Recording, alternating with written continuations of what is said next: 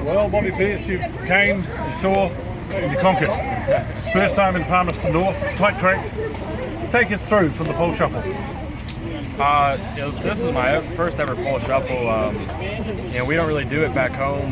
The midgets might do it every now and then, or sprint cars or whatnot. But it was kind of new to me, and getting out there, I picked the bottom and got the lead on Dan, and it was only 2 laps, so real short and simple. And then I picked the bottom for the feature. Dan got a really good jump in the start, and I kind of hit the bottom of the slime and got all bottled up, and I just could not, get back going again. So I fell back to like 7th or 8th, and I was waiting for the top to come back in, because after that I was pretty mad. I needed somewhere else to go besides around the bottom. Waiting on that cushion at the top, did it come back in? Yeah, it did. It took about 10 laps or so, and we had to get all those crumbly stuff off because they watered it and it was kind of crumbly, and that kind of helped it build up a bigger cushion though. The one thing I like about these cars is the right rear tire gets so much closer, to the cushion, because you don't got that quarter panel and spoiler hitting the wall, so it's less body work that you got to do at the end of the day. True. Now, when the caution came on, was that a positive for you or a negative? It was kind of a positive. I kind of needed to just relax a little bit, count my laps, try to think back of how many laps we ran, and so I kind of calmed down. Knew we had a lot of laps to run, and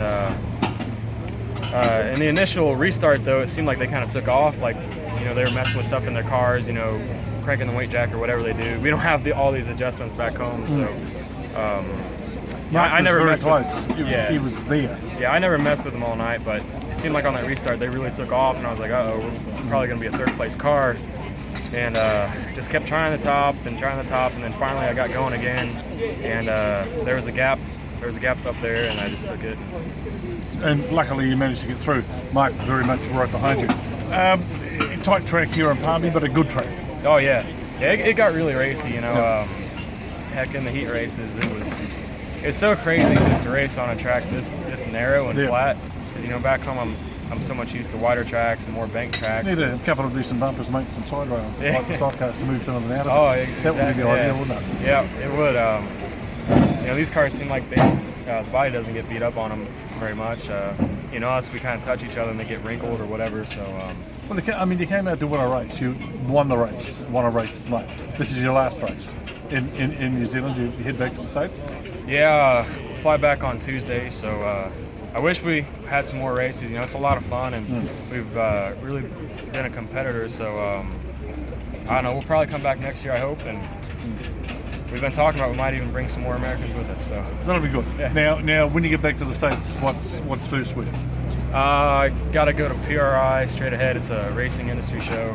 My car is going to be in it, and about 3 days after that, we go to St. Louis, because it's the first ever late model indoor race under a dome.